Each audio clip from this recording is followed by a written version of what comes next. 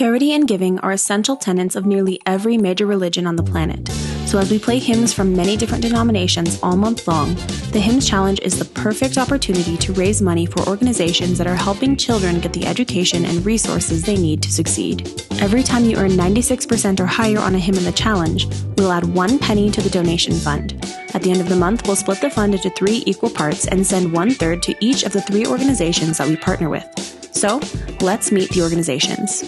First, we have Club Vallarta in Puerto Vallarta, Mexico, which offers sports and music programs, academic help, and other extracurricular activities for youth who otherwise wouldn't have the opportunity. Second, we have Atia Angels for Learning, which sponsors students at a primary school in Port-au-Prince, Haiti, who are unable to afford to attend school without assistance. In Haiti, there are very few public schools, so most students who can't afford to pay for school don't get an education at all, which limits their prospects for a career later on. Finally, we have Foyer Koideshu, an orphanage in St. Mark, Haiti, which is dedicated to giving the kids in their care the best chance at a successful life, including access to education.